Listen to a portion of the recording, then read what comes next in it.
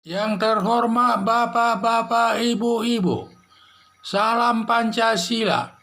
Bapak-bapak, Ibu-ibu yang melihat video saya ini, tolong jangan lupa subscribe, like, dan di-share.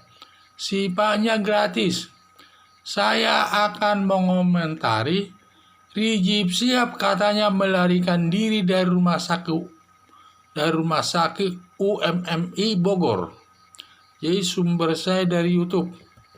Jadi ini sepertinya Rizik Syihab melarikan diri dari rumah sakit UMMI Bogor setelah Satpol PP Bogor minta data hasil daripada hasil swab tes virus corona, tetapi petugas menghalang-halangi Satpol PP untuk masuk kepada ruangan daripada Rizik Syihab untuk meminta keterangan terkait dengan hasil tes swabnya, hasil tes daripada virus coronanya tersebut.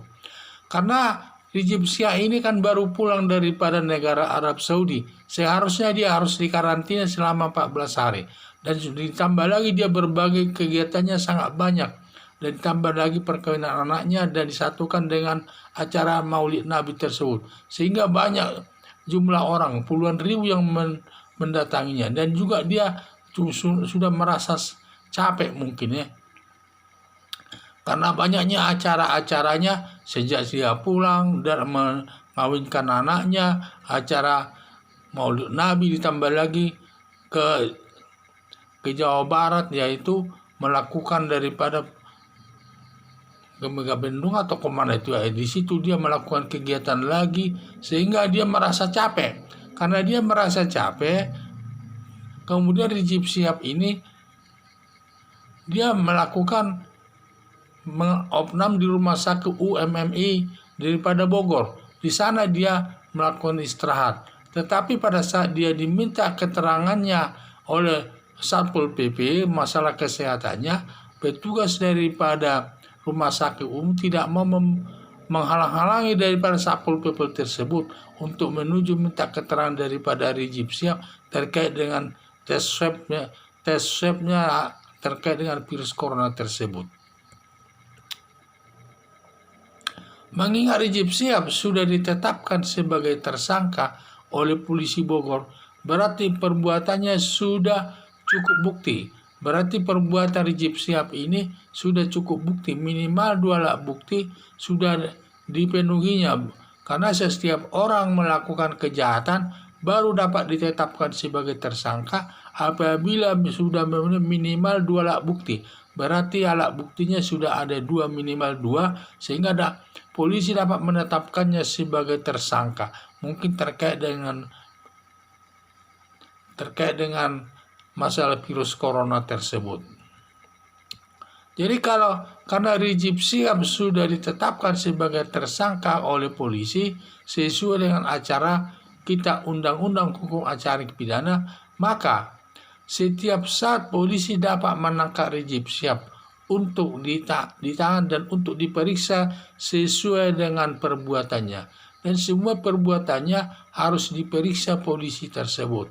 Makanya dia setiap saat sudah ditetapkan sebagai tersangka, maka dia perlu ditahan. Karena kalau nanti dia perlu ditahan Rizik Syihab ini, dikhawatirkan nanti bisa dia melarikan diri lagi yang kedua kalinya ke negara Arab Saudi.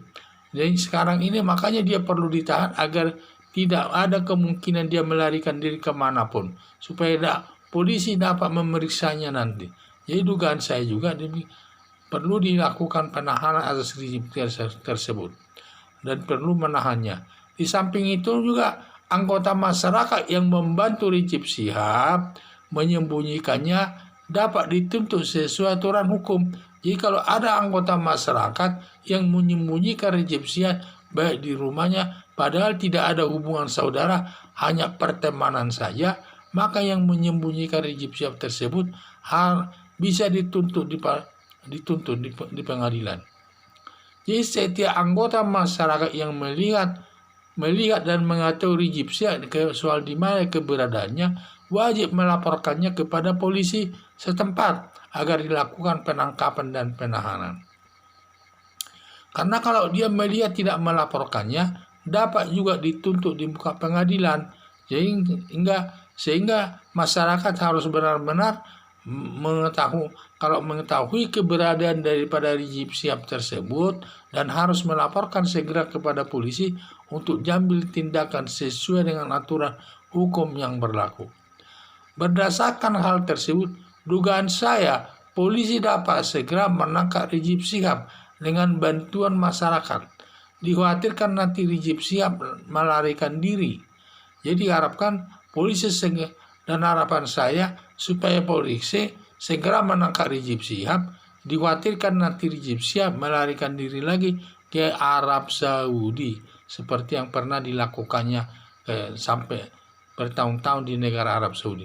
Maka sebelum dia melarikan diri ke Arab Saudi, supaya segera dicari dan ditangkap dan ditahan agar polisi dapat menyelesaikan perkaranya tersebut dengan baik dan selesai aturan sesuai dengan hukum yang berlaku. Semua perbuatan Rizik Syihab ini dapat ditangani polisi, karena perbuatan Rizik Syihab ini tidak hanya satu saja, ada juga pengaduan masyarakat yang sampai 8 kasus itu. Ada pengaduan masyarakat terkait dengan perbuatan Rizik Syihab yang menghina orang lain dan agama orang lain dan lain sebagainya.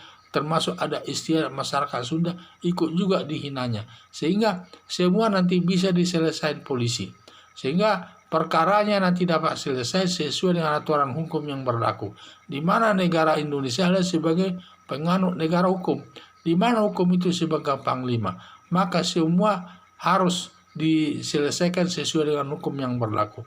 Negara Indonesia menganut asas equality before the law. Persamaan hak di depan hukum. Walaupun dia kedudukannya adalah tokoh agama, tokoh adat, dan juga pejabat tinggi dan juga pengusaha besar, semua kalau melakukan perbuatan kejahatan harus dituntut di muka pengadilan sesuai dengan perbuatannya. Sekian dan terima kasih.